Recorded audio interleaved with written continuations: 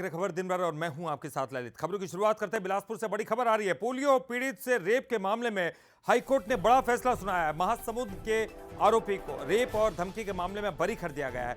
2005 में यह मामला दर्ज हुआ था आरोपी के खिलाफ।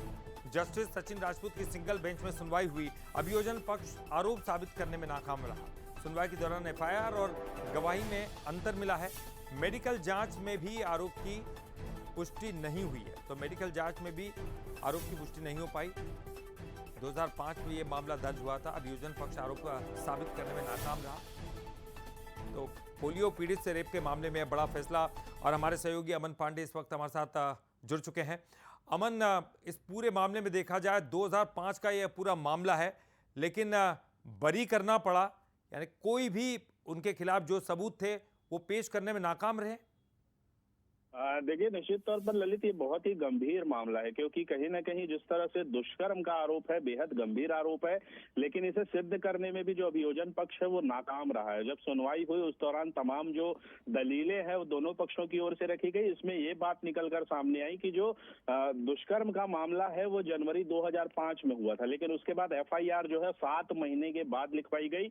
और उस समय ये कहा गया कि उस दुष्कर्म की वजह से जो पोलियो पीड़ित युवती है वो गर्भवती हो गई है। इसके बाद फिर जब इसमें सुनवाई आगे बढ़ती गई तो लगातार नए तथ्य सामने आते गए और इसमें यह भी पता चला कि जो पीड़िता के पिता हैं और जो आरोपी है वो दोनों के बीच आपसी रंजिश है, पुरानी रंजिश, और इस वजह से भी हो सकता है कि उसने गलत एफआईआर दर्ज कराई हो, ये आरोप वहां पर लगा। और उसके बाद जो तमाम गवाह और सबूत वहां पर रखे गए उसमें भी जो रिपोर्ट लिखाई गई थी और जो दलीलें वहां पर पेश की गई, जो गवाह कोर्ट में आए, उनमें विरोधाभास बहुत ज्यादा था। और इस वजह से ये आरोप सिद्ध नहीं हो पाया, क्योंकि जो रिपोर्ट लिखाई गई थी और जो गवाही दी गई उसमें बहुत ज्यादा अंतर कोर्ट ने पाया। तो इस आधार पर कोर्ट ने इस बात पर फैसला लेते हुए, जो ट्रायल कोर्ट है, ट्रायल कोर्ट ने इस बात पर दोष सिद्धि करते हुए उसे सजा भी दे दी थी, लेकिन उस सजा को रद्द करते हुए कोर्ट ने यह कहा है कि जो अभियोजन पक्ष है उसके पास पर्याप्त तथ्य नहीं है और सबूत नहीं है, इसलिए जो आरोपी जो इसमें बनाया गया था उसे जो है पूरी तरह से बरी कर दिया गया। उसके ऊपर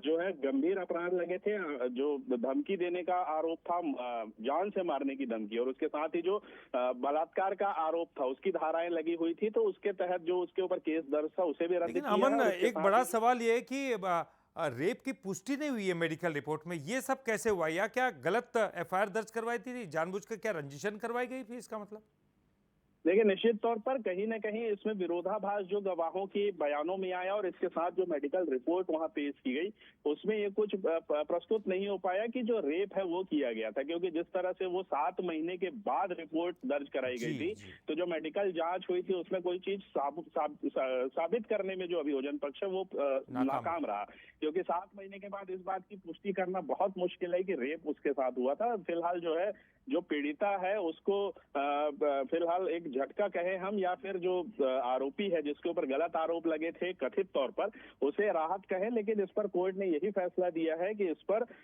फिलहाल उसके जो तमाम आरोप है उसे रद्द किया जाता है। हो सकता है कि अब डिवीजन बेंच में ये लोग जाए और उसके बाद फिर से इस मामले में सुनवाई हो तो फिर उसमें कुछ और नए तथ्य भी सामने आ सकते हैं। बहरहाल तो यही है कि जो आरोपी है वो उसे निर्दोष घोषित कर दिया है कोर्ट ने और उसके ऊपर लगे सभी चार्जेस को भी खत्म कर दिया है। जी चलिए, बहुत बहुत शुक्रिया अमन इस पूरी जानकारी के लिए।